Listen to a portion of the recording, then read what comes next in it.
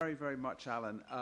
Always struck by the case study of Local Motors, the Packard plant in Detroit, built for 1,000 years and a great innovatory structure of its time, now derelict, but new forms of car manufacturing.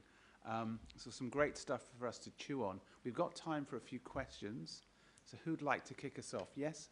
The lady here, if you could wait for the mic, and if you could tell us who you are and where you're from.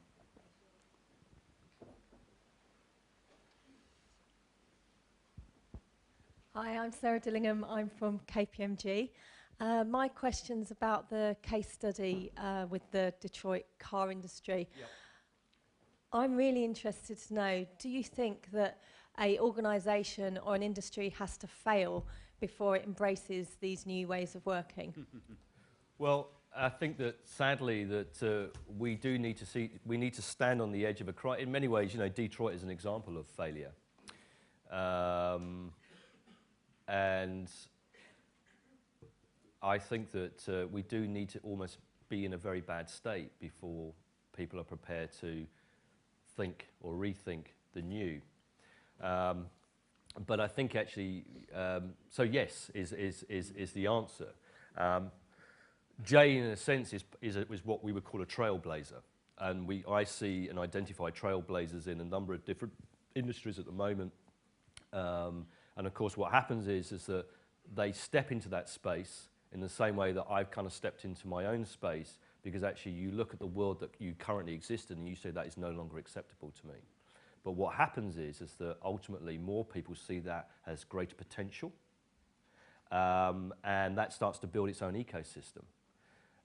We've seen that largely in the communications industry in many ways, because that's where it sort of started. I just, you know, my fear is that, you know, it's going to get worse before it gets better, and part of my job, I suppose, is to illuminate the potential. And to say, look, let's think about these things now, because we really need to think about these things now. Otherwise, we have more Detroits, and that's going to be a terrible shame. Okay. More questions? Comments?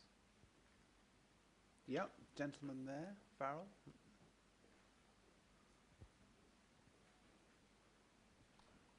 Farrell Goldblatt, TP Bennett. Looking at some of the IT companies, technology, mobile phone companies, who work in very sort of straight line thinking. Do you see any similarity to kind of Silicon Valley moving to Detroit in the future, in terms of the demise? Well, interestingly enough, Detroit may well go through a renaissance at some point. I do know that that GM because GM got kicked very hard, obviously, after the financial collapse and all the rest of it, and they are creating a kind of what is called a fab lab, a fabrication lab, where actually people can start to come and experiment with engineering in a different type of way. So we need much more of that entrepreneurial spirit. And I think actually also here in the UK, we need a lot more joined up thinking around innovation and engineering and manufacturing. I think it's all there. It's a lot to do with the cultural context in which people approach these things. I did a lot of work for Nokia, and you know, it broke my heart to see such an extraordinary company fall over so quickly. And as they say, hubris is never grassroots up. It's always top down, and that's a challenge that a lot of companies have, I think.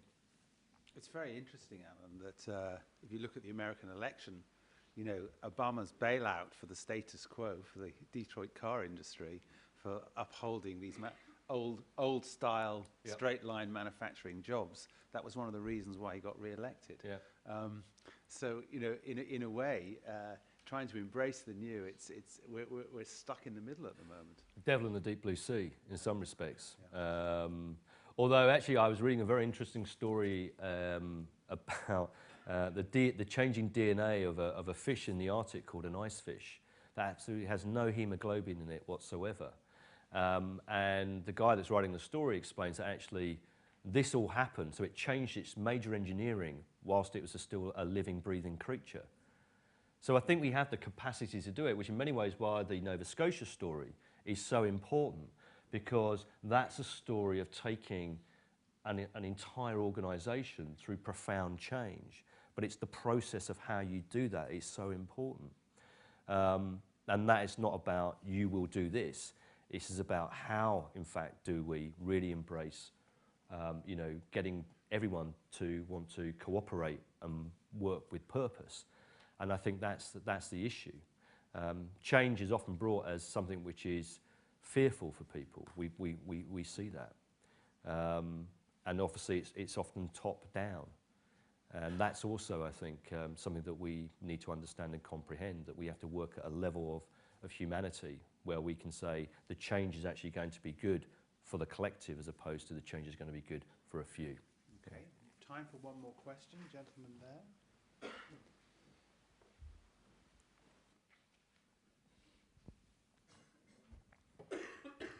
Good morning, it's Jim Reid from Arup.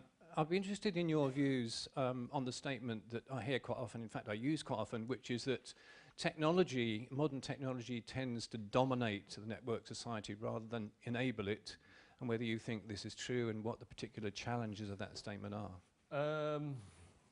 I wouldn't see it like that. I would say that the technology is dominant at the moment. It's very prevalent because, in fact, it's very much part of the cultural and organisational change of our world. You know, this gentleman there is writing with a pencil or a pen on a piece of paper. That's all technology, but we don't see it any longer.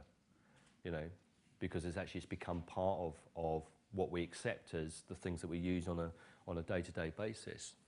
I stand by the point that technology only succeeds when it meets fundamental human needs. You know, Gutenberg's little printing press, you know, converted from a wine press, you know, spawned a social, economic and political revolution in Europe. So I'm not such a I think you have to put technology in its right place and understand its role within the broader context of actually what is happening. I think, you know, mobile is a huge thing, almost bigger than the internet. 6.1 billion mobile devices in the world. You know, the Maasai carry them, the Bedouin carry them, you know, pimps and priests carry them. And so, you know, and I've seen that change happen because I was working in Finland in the early 90s and finding people actually really having problems with me walking down the street in Cambridge because I had a mobile phone, right? And now we all will have one in our pocket. So I think that it's not that technology is dominant. And in many ways, for me, the design, if you have a real design capability, you understand the role and where technology plays. So for example, the point with Local Motors, which is why it's such a great case history, is they have so intelligently used all of that is available to completely re-engineer the capacity and performance of that company. And for me, that's the bit that's really important. Rather than if someone is banging on about one particular technology, you know they're a propeller head and you just need to use them in the right type of way at the right moment, but don't let them dominate your thoughts. That's the way that I would respond to that. Okay, well, thank you very much. Alan's going to be around.